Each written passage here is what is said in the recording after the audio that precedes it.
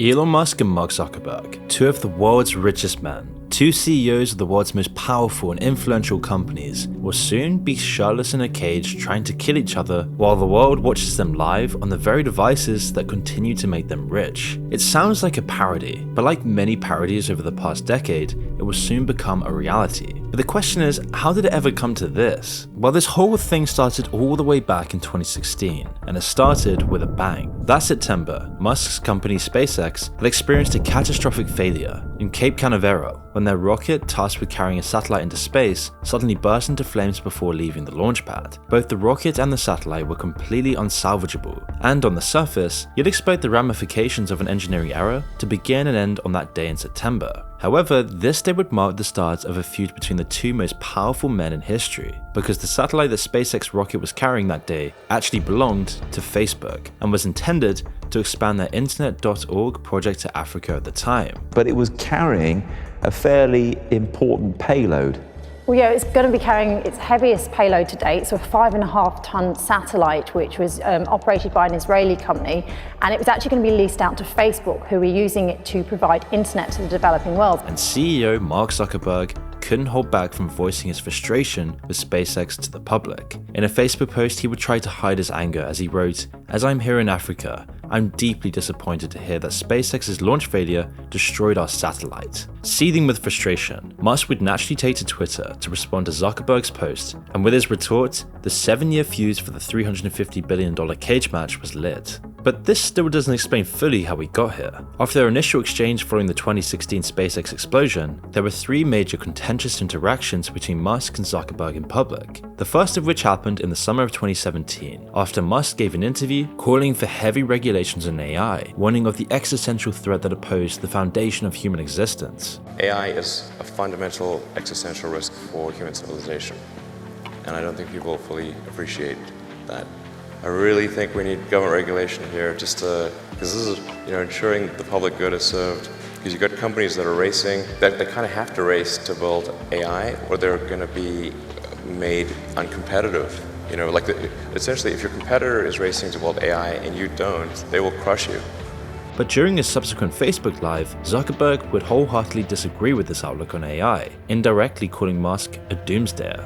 With AI especially, I'm really optimistic, and I think that people who are naysayers and kind of try to drum up these doomsday scenarios are I don't understand it. I think it's really negative, and in some ways I actually think it's pretty irresponsible, because in the next 5 to 10 years, AI is going to deliver so many improvements in the quality of our lives. So later on Twitter, Musk would dismiss Zuckerberg publicly, calling his understanding of the subject limited. The second public dispute between the two CEOs came in 2018, following a data breach that affected millions of Facebook users, causing a huge boycott of the company. #DeleteFacebook was trending on Twitter at the time. Musk then proceeded to respond to tweets, using the hashtag and mocking Zuckerberg's company, all whilst pledging to delete the official Tesla and SpaceX Facebook profiles. But the third and final straw in their feud would come to pass in 2023, and this time it was more than just an exchanging of words. Musk versus Zuckerberg would manifest itself in a war for social media supremacy, because following Musk's acquisition of Twitter in 2022 and the subsequent management disasters, Zuckerberg and Meta saw an opportunity to begin development at Instagram, on a direct competitor to Twitter,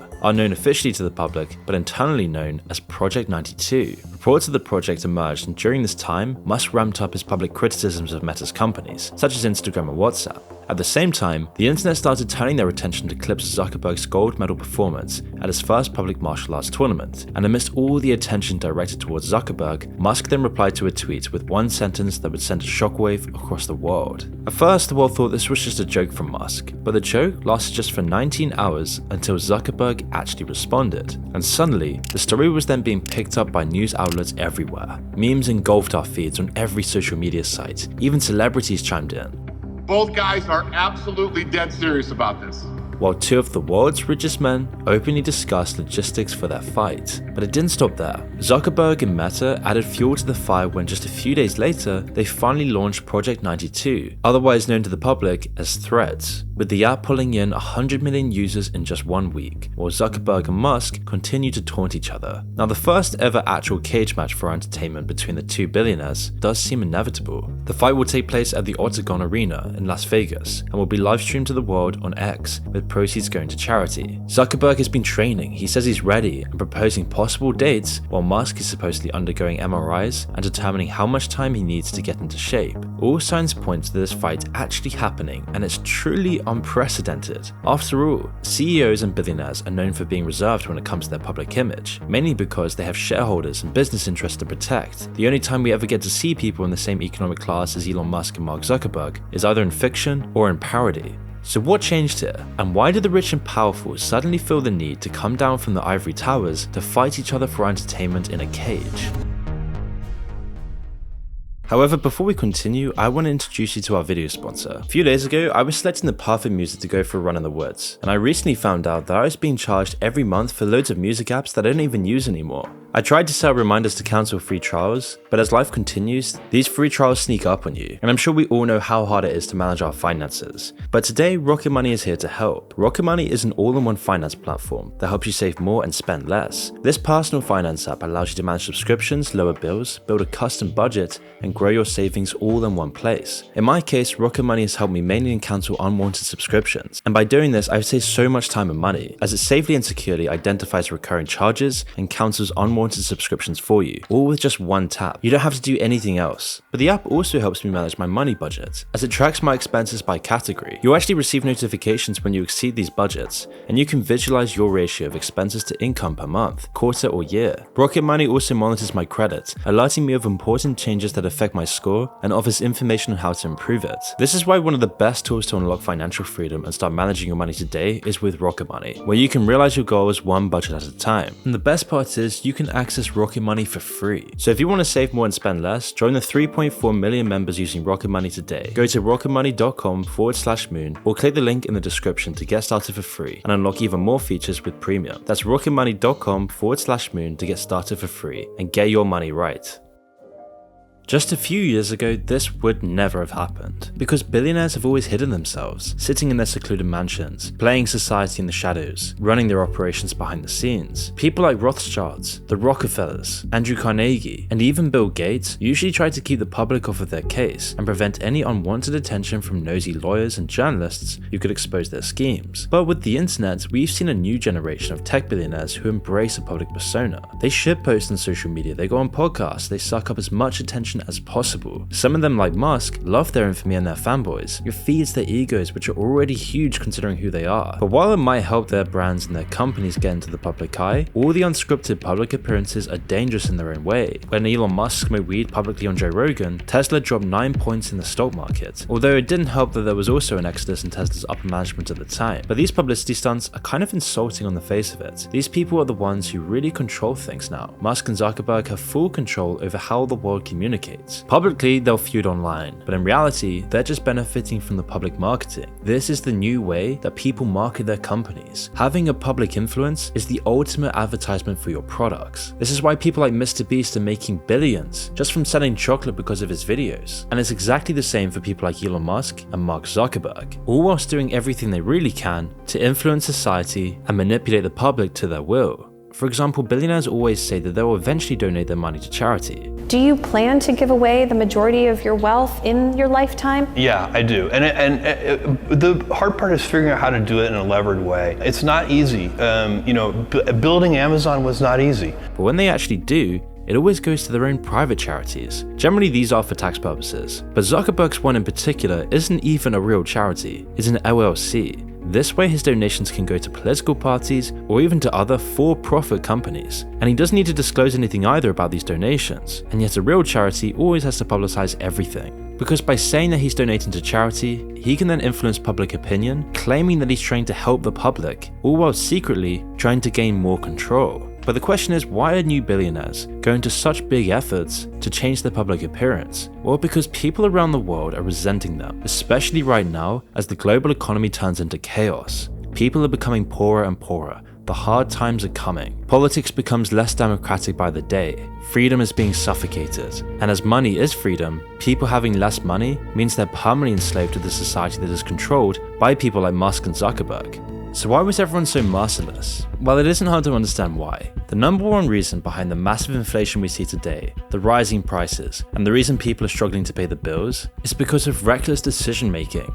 According to the European Central Bank, corporate profits caused nearly half of all inflation over the past 2 years, as they have taken advantage of our economic crisis to jack up their prices, knowing that people would have to suck it up and deal with it, blaming things like the Ukraine war as the real reason for inflation, all while actually being the ones behind it all in the first place. Across the board, industries have begun siphoning off more and more money out of the economy and into many billionaires' pockets, and there it stays, accumulating interest, funding their decadent lives on private islands, and never trickling back down. And you can't blame people for celebrating their failures, however tragic they are, and this is causing extremist sentiment on both sides of the political spectrum. But then what does the fight between Musk and Zuckerberg mean for the rest of the world? And how does this even relate? Well, naturally a public fight between the two of the richest and most influential men in history will have a ripple effect that reaches far beyond Las Vegas, and it starts with the stock market. Since Musk's first tweet about the cage match, Tesla and Meta stocks have surprisingly remained unaffected, and a marginal increase in Meta stock can be chalked up to the launch of Threads. But what happens when one or both of these men suffered public humiliation in front of potentially the largest pay-per-view audience in history? Well, someone with basic knowledge of the stock market might argue that the embarrassment of an individual CEO would have little to no effect on a company's share price, as a share price is a direct reflection of an entire company's ability to turn a profit. But share price isn't actually determined by profit. A company being profitable is simply an indicator of how a share price may rise. What really drives the stock market is belief. When investors believe in a company, they buy shares, and given the increase in demand, the price then goes up. When investors lose their belief, they sell their shares and the opposite effect occurs, tanking a company's value. So a company's stock ultimately comes down to public perception, and what could have a greater influence on the public perception surrounding two of the world's largest companies than their two CEOs, their two public faces, entering a literal coliseum, with one emerging the victor and the other left on the ground in a pool of blood, sweat and shame. And if you still don't see how this could have an effect, just take a look at how Musk and Zuckerberg themselves have changed stock prices over recent years. They do this by spinning the news and swaying public perception, as we've already mentioned. For example, in 2018, Facebook suffered a data breach scandal that wiped $100 billion off of the company's market cap, and this happened in just a matter of days.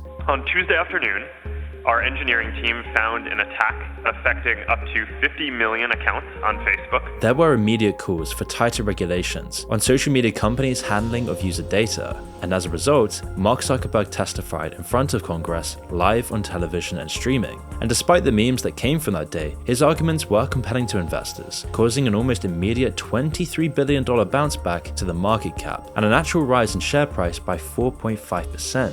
Facebook had done nothing to rectify the breach. The only thing that changed in this case was public perception. And now let's take a look at Musk. His online persona, public appearances, and constant tweeting have been known to not only fluctuate the share price of Tesla, but any other company he so much mentions. In 2021 alone, Musk directly surged the price of Bitcoin, CD Projekt, Etsy, and even GameStop, with just a single tweet about each company. That same year, Musk then tanked the price of Dogecoin by 30% during a now infamous broadcast of Saturday Night Live. And I'm excited for my Mother's Day gift. I just hope it's not Dogecoin. It is.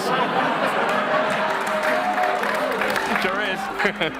And this isn't even to mention how the likes of Jeff Bezos, Bob Iger, Tim Cook, Bill Gates, Richard Branson all do the exact same thing in order to manipulate the market. Ultimately, there's decades of evidence to suggest that the public triumphs and embarrassment of a company's CEO have a direct effect on the public perception of that company, and therefore the company's value. So it's clear how this event could affect people who have a vested interest in the US stock market. But what about the rest of us? Well, for the vast majority of you, the fight itself will never affect your life, even in the slightest. It'll be entertaining, sure, but what it does do is sets a dangerous precedent of distraction. If Zuckerberg and Musk can flood the headlines and the news cycle with their fight, it takes attention away from the real scandals. Meta can keep on stealing your data. Their most recent attempt to do so is already dead in the water. Threats lost momentum as quickly as they gained it, without anything to set it apart from Twitter, as well as being banned in the EU for data theft, causing it to completely flop. It's also a great cover for Musk's mishandling of Twitter and all the controversies that he's always in. Zuckerberg Zuckerberg and Musk are proving that they can distract from their crimes and their scandals by getting into publicity stunts and clogging social media. But you have to remember, this is just a distraction.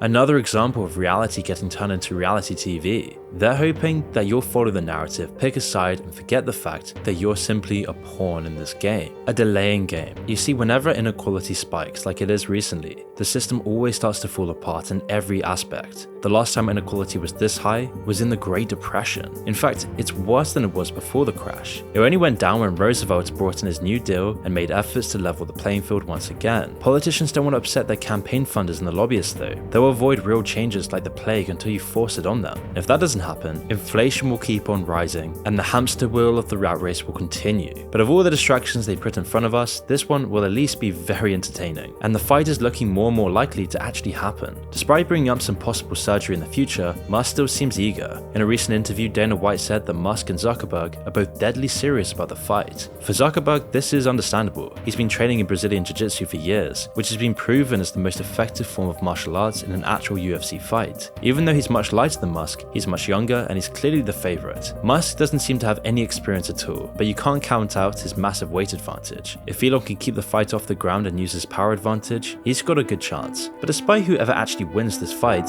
they could both lose in the end, because if they embarrass themselves too much, they will ruin their reputations for years. Their fans might finally see the illusion break down when their powerful demigod they worshipped gets knocked out in 20 seconds. It's much more likely for both of them to get tired after a couple of minutes, spending the rest of the fight staggering around the octagon, and everyone forgets this actual insanity. But when it does happen, as entertaining as it is, it will be hard to see past the fight being yet another way for Musk and Zuckerberg to have another dick measuring contest. You could easily blow up in their faces, tank their stocks, and make the world into even more of a joke. If the fight does prove anything though, Musk was probably right when he said that we're living in a simulation.